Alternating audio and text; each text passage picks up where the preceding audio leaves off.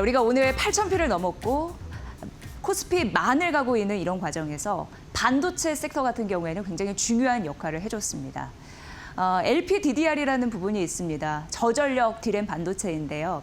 이쪽에 강한 그런 매수세가 모이면서 앞으로 우리나라의 8,000피 도달에 대한 주역, 삼성전자와 SK 하이닉스가 더 갈 수 있다는 근거가 나왔는데 이를 통해서 전반적인 시장의 분위기를 또 살펴보도록 하겠습니다. 사실 오늘 전반적으로 8,000을 넘은 데 있어서는 피지컬 AI, 로봇 관련주도 함께 튀어오르는 흐름들이 나타났고 8,000을 찍다 보니까 지주사 같은 경우에도 뛰는 흐름들이 있었거든요. 계열사의 지분 가치가 오르잖아요. 그런 흐름 전반적으로 함께 시장의 분위기 살펴보면 좋을 것 같습니다. 오늘 하나증권의 김로코 연구원을 연결해 보도록 하겠습니다. 연구원님 반갑습니다. 네, 안녕하세요. 하나증권 김로코입니다. 네, 오늘 반도체 장비 리포트를 내놓으셨는데 굉장히 의미 있게 봤습니다. 저전력 드램 반도체라고 해서 LPDDR, 강력한 수요가 예고된다라는 분석 리포트였는데 그 원인을 좀 살펴주시죠. 예, 최근에 저희가 디램 가격이 생각보다 굉장히 강하게 형성이 되고 있는데요. 원래 연초에 우리가 예상했었던 거는 서버형 디램 같은 경우에는 원래 가격이 세게 형성될 거라고 예상했었습니다. 대신에 B2C 제품인 스마트폰이나 PC 쪽으로는 아무래도 조금 가격 저항, 그리고 이제 구매를 조금 포기하는 그런 일들이 이제 발생을 하면서 그쪽에서는 가격이 조금 약하게 형성될 거라고 예상을 했었거든요. 근데 지금 B2C 제품인 스마트폰, 그러니까 결국은 D램으로 말씀을 드리면 로우 파워 DDR, LPDDR이라고 저희가 말하고 있죠. 이 LPDDR 가격이 결국은 조금은 생각보다 약하게 형성될 거라고 봤었던 건데 예상과 달리 LPDDR 가격이 굉장히 강하게 형성이 되면서 결국은 D램 전체, 블렌디드 D램 전체의 가격이 생각보다 강하게 형성이 되고 있는 거고요. 그런 것들 때문에 삼성전자 하이닉스의 어떤 추정치나 이런 것들이 상향 조정이 계속 가능한 거거든요. 그래서 왜 이렇게 LPDDR 가격이 세게 형성이 될까에 대한 의구심이 있었던 거고 그 요인 중에 하나가 AI 쪽에서도 AI CPU에서 LPDDR을 사용하고 있기 때문에 저희가 예상했던 것보다 LPDDR 가격이 강하게 형성되고 있는 거 아닌가라고 말씀드린 내용이었습니다. 네, AI발 수요네요. AI CPU에 따른 LPDDR, 저전력 D램 반도체 수요 폭증에 대한 그런 시나리오였습니다. 제가 리포트를 보니까 엔비디아, 최근 들어도 여러 가지 이슈 중에서 가장 스포트라이트를 받고 있는 그런 기업이 아닐까 싶은데 엔비디아가 큰 손이 된다라는 인상적인 문구가 눈에 띄었습니다. 어떤 이유에서 그렇게 보셨습니까? 네, 앞서 말씀드린 대로 그 LPDDR이 기존의 어떤 모바일이나 뭐 태블릿 이런 쪽이 아니라 AI 쪽으로도 많이 이제 사용된다고 말씀을 드렸는데 그 주체가 엔비디아인 거죠. 그래서 엔비디아 같은 경우에는 그 GPU 뭐 기존 제품인 블랙웰 그리고 이제 나중에 이제 올 4분기로 예상되는 출하가 예상되고 있는 루빈 같은 경우가 이제 우리가 잘 알고 있는 엔비디아의 주력 제품이 이제 GPU인데요. 이 GPU가 최근에 AI 서버 시스템의 이제 핵심으로 자리를 잡으면서 이 GPU뿐만 아니라 GPU 옆에서 GPU가 자기만의 역할에 온전히 집중할 수 있도록 옆에서 이제 CPU가 서포트하는 일들이 많이 발생하고 있습니다. 그래서 엔비디아도 GPU만 출하하는 게 아니라 CPU도 같이 출하하고 있거든요. 그래서 이번 제품 같은 경우가 저희가 이제 베라 루빈이라는 이제 표현을 많이 쓰고 있는데 루빈은 GPU고 베라는 CPU예요. 그래서 이게 이제 어떻게 보면은 세트 개념으로 출하를 많이 하려고 이제 엔비디아 측에서는 준비를 하고 있는 건데 이 그 AI 시스템 내에 베라루빈이 이제 같이 들어가면서 AI 공장 팩토리라는 표현을 많이 쓰잖아요. 이 AI 팩토리에서 이제 주요 역할을 하게 될 텐데 보통 2개 GPU에 1개 CPU가 붙습니다. 그리고 이 CPU에는 GPU와 달리 LPDDR이 탑재가 돼요.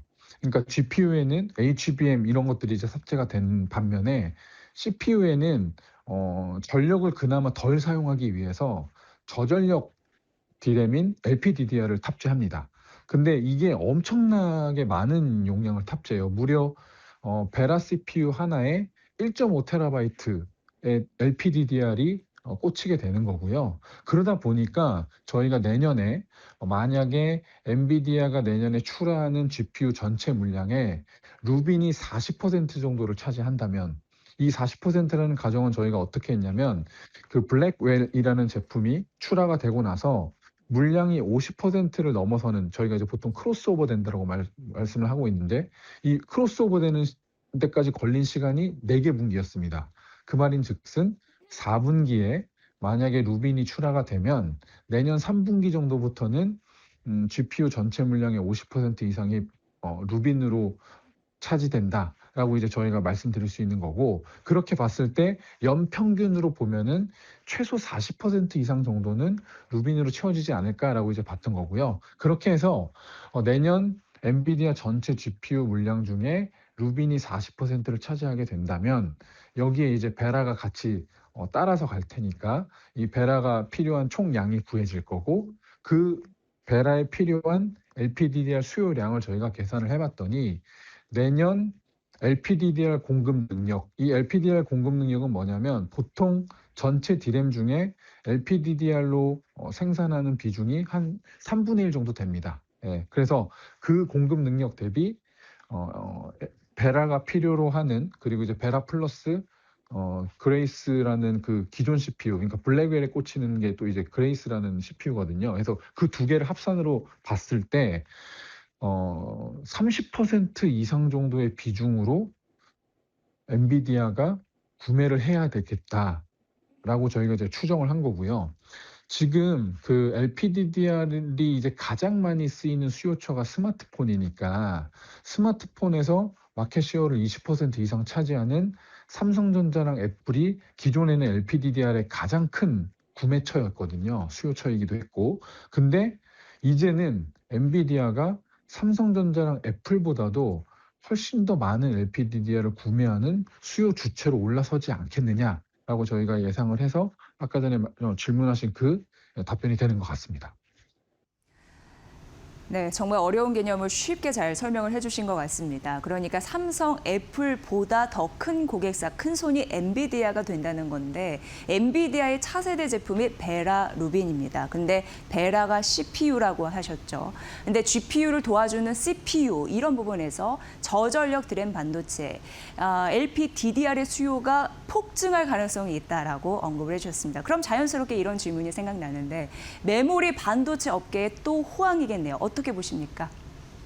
네, 그렇죠. 그러니까 사실은 지금 이 AI 발 수요 덕분에 서버 중심으로 지금 D램이 엄청나게 수요가 강하게 발생이 되면서 지금의 이런 수급 밸런스, 엄청난 쇼티지를 야기하고 있는 거고, 그런 거에 플러스 이제는 LPDDR조차도 AI 쪽으로 수요가 굉장히 강하게 생기는 거기 때문에 D램 전체로 놓고 봤을 때는 이 AI 발 수요가 기존 서버뿐만 아니라 이제는 LPDDR, 저희가 원래는 B2C로만 예상했었던 이 LPDDR의 수요 구매처로 이제 주요 구매처로 올라서게 되면서 저희가 예상했던 것보다 훨씬 더 강한 쇼티지를 만들어낼 수 있다라고 예상하고 있습니다.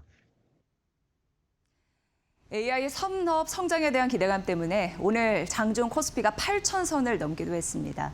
영광님, 그렇다면은 목표 주가를 상향한 기업들, 대표적으로 삼성전자, SK하이닉스 있겠죠. 어떻게 올리셨는지 좀 근거 찾아보도록 하겠습니다. 네. 앞서 말씀드린 대로 저희가 예상했던 것보다 D램 가격이 이제 강하게 형성이 되고 있기 때문에 기존 가정 대비 D램 가격, 메모리 가격 자체를 조금 더 상향 조정했고요. 그에 따라서 삼성전자와 SK 하이닉스의 올해 연간 영업이익, 내년 연간 영업이익이 상향 조정이 되었습니다. 그렇게 해서 저희가 삼성전자의 목표 주가를 43만 원으로 상향했고, 하이닉스 목표 주가 같은 경우에는 275만 원으로 상향 조정을 했습니다. 네, 이제 삼성전자 목표 주가가 40만 원 선 위로 올라갔습니다. SK하이닉스 이후에 머니코드에서 다시 말씀드리겠지만 하나증권 김록호 연구원님은 275만 원 그리고 이후 300만 원 리포트까지 나왔으니까 주시해 주시면 좋을 것 같고요. 오늘 LPDDR 관련 반도체 개념 굉장히 어려운데 쉽게 정리해 주셔서 감사하고요. 앞으로 우리가 이 시대를 어떻게 놔야 될지 AI 산업에 대한 전반적인 전략을 반도체와 반도체 장비 전략에서 얻은 것 같습니다. 김록호 연구원님 잘 들었습니다. 네, 알겠습니다. 감사합니다. 네, 이렇게 해서 오늘 머니코드 첫 번째 연구원, 김록호 하나증권 연구원 연결해서 반도체 섹터 전반적으로 쭉 둘러봤습니다. 앞서서 하나증권의 김록호 연구원님이 굉장히 자세하게 반도체, 특히나 LPDDR, 저렴한 D램 반도체 수요가 폭발하면서 메모리 반도체의 기업 주가의 흐름을 올릴 수 있다라고 하면서 또 삼성전자 목표주가 43만 원으로 올렸다. SK하이닉스 275만 원이다라고 말씀을 하셨죠. 삼성전자 오늘 아침에 KB증권에서는 45만 원으로 또 올렸더라고요. 이것도 잠시 언급을 해드리겠습니다. 일단 영업이익 올해 374조, 그리고 내년 영업이익이 497조 원으로 상향 조정했기 때문에 45만 원이라는 수치가 나왔다라는 거고, 메모리 가격 상승에 대해서 김록호 연구원님도 지속적으로 말씀해 주셨잖아요. 근데 D램이 거의 300% 가깝게, 낸드가 256% 증가할 것이다, 올라갈 것이다, 이런 가능성이 언급이 됐습니다. 2분기 영업이익은요, 1년 사이에 19배 늘 것으로 예상이 됩니다. 90조 원 정도 예상이 되어 있는 거고, 지금 AI 시대에 토큰의 개념이 굉장히 중요하죠.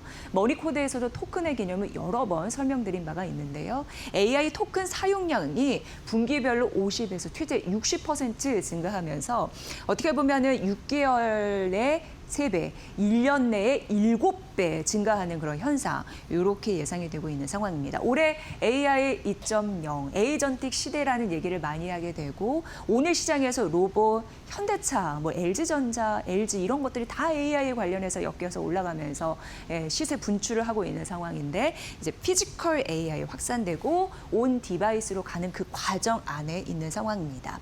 그리고 삼성전자 같은 경우에는요, 노조 파업 우려, 이후에 박주근 대표와 함께 삼성전자 이거 좀 영향을 분석해 드릴 텐데요. 주가가 부진했죠. 그래서 경쟁사는 74%의 주가 상승률이 있었는데 그의 절반도 못 미치는 상승률을 보인 바 앞으로 저평가 매력도 있다라고 분석을 했습니다. 실적 개선을 고려했을 때 지금이라도 삼성전자는 비중 확대 전략이 유효하다라고 하면서 목표 주가 45만 원 상향했으니까 이 부분 보시고요. SK하이닉스 좀 간단하게 보도록 하겠습니다. 이게 300만 원짜리거든요. KB증권 상향된 흐름이 나왔고, 영업이익 올해 277조, 내년 428조 원까지 상향 조정했고, D램이 194%, 그리고 낸드가 244% 증가할 것이다라는 예상, 성장할 것이다라는 예상 나왔습니다. 여기도 2분기 영업이익이 8배, 1년 사이에 성장하면서 70조 원 바라봤고요. 영업이익률이 79%입니다. 그리고 올해 전체적으로 봤을 때 영업이익이 277조 원인데 이거는 글로벌 순위로 봤을 때 4위인데 더 놀라운 것은 영업이익률에 있습니다. 그래서 사실 SK하이닉스 영업이익률 많이 보게 됐죠. 영업이익률은 세계 1위가 될 것으로 예상이 됩니다. 78.2를 찍을 것으로 예상되고요. SK하이닉스는 장기, 계약 이런 부분에서 톡톡한 수혜를 가져갈 것으로 보이는데 28년부터 30년까지 있죠. 그러니까 선 주문에서 후에 만들어주는 파운드리에 대한 모습을 가지고 있는데 이런 부분만 봐도 밸류 재평가가 가능하다라는 분석이었습니다.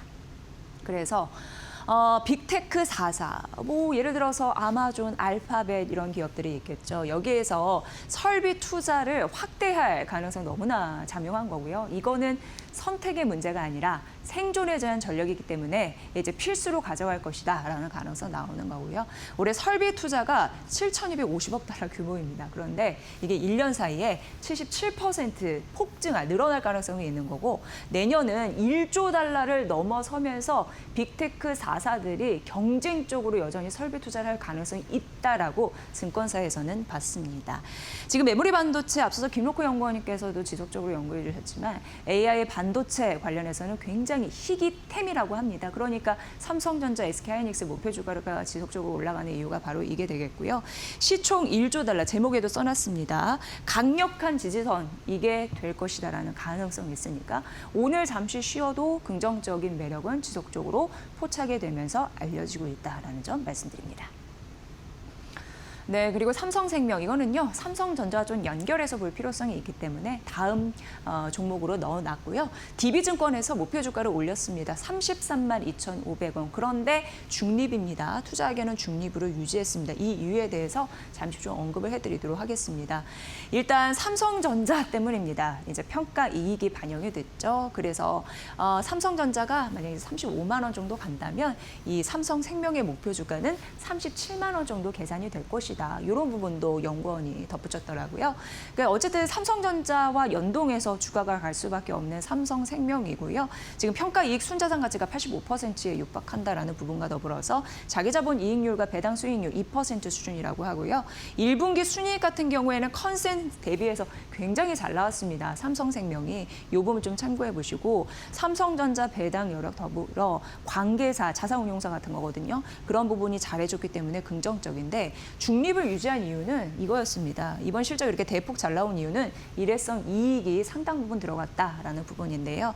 대표적으로 부동산 매각 이슈, 뭐 이런 충당금 이슈 이런 부분이 있었거든요. 그러니까 일회성 이익 때문에 1분기 순이 굉장히 대폭 상향됐다, 잘 나왔다 이렇게 보시면 될 것 같습니다. DPS는 뭐 크게 뛰지는 않을 예상입니다. 한 6,200원 정도 이건데 1년 사이에 한 16% 좀 늘 것으로 보이고요. 이게 이제 5년 연평균 16% 약간 위였거든요. 이런 부분을 좀 가져갈 것이다라는 가능성 나오고 있으니까요. 보시죠. 어쨌든 투자 의견은 중립이고 목표 주가는 올렸고 오늘 대다수의 증권사에서 삼성생명을 분석해서 알려드렸습니다. 네, 그리고 이제 반도체 얘기를 앞서 좀 해서 파크 시스템즈도 말씀드리려고요. 메리츠증권에서 목표 주가를 35만 원으로 상향했습니다. 오늘 파크 시스템즈가 좀 낙폭이 있습니다. 이럴 때 한번 보면 어떨까라는 입장에서 갖고 온 거고요.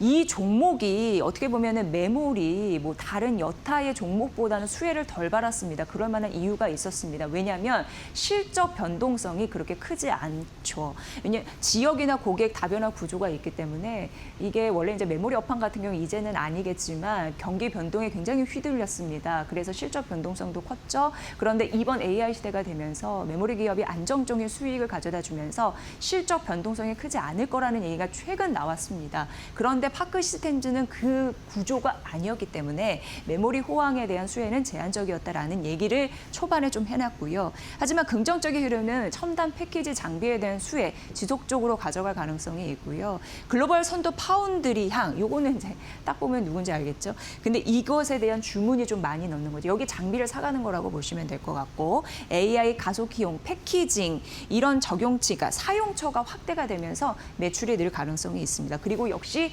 기술 검증도 현재 순항 중이다라는 부분도 리포트에 명시가 되어 있었습니다. 게다가 실적 같은 경우에는 상반기보다 하반기가 더 좋을 것으로 예상되는 바 조정 시 매수 전략이 오늘 조정받잖아요. 여러분 잘 판단해 보시기 바랍니다. 메리츠증권의 분석이었습니다.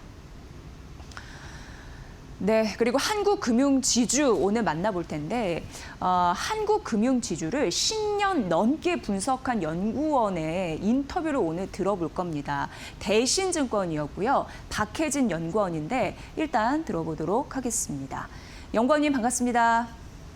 네, 안녕하세요. 대신증권 박혜진입니다. 네, 한국금융지주 오늘 제가 의미 있게 봤거든요. 근데 실적 분석부터 좀 들어보도록 하겠습니다.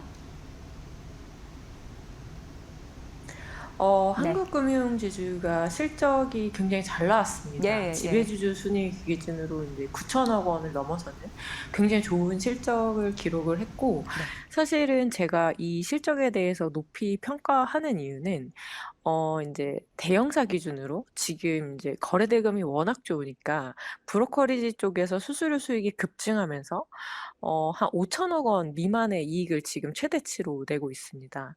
근데 동사 같은 경우에는 사실은 미래에셋증권처럼 이제 거액의 평가이익이 부재한 상황에서 사실은 계열사들의 순수 채권만으로 순이익을 증권사가 9천억을 내는 일은 쉽지 않기 때문입니다. 그리고 실적 호조는 지금 뭐 당연히 증권이 이제 증권 쪽에서 운영 부분이 실적 개선을 견인을 했고요. 특히 이제 동사 같은 경우에는 증권, 저축은행, 캐피탈 이렇게 이제 그룹 딜에 대규모 딜을 들어가는 경우가 많습니다. 근데 이제 그런 쪽에서도 이번에 평가액이 굉장히 많이 반영이 되면서 계열사 전 부문에서 실적이 잘 나왔다라고 보시면 될 것 같습니다.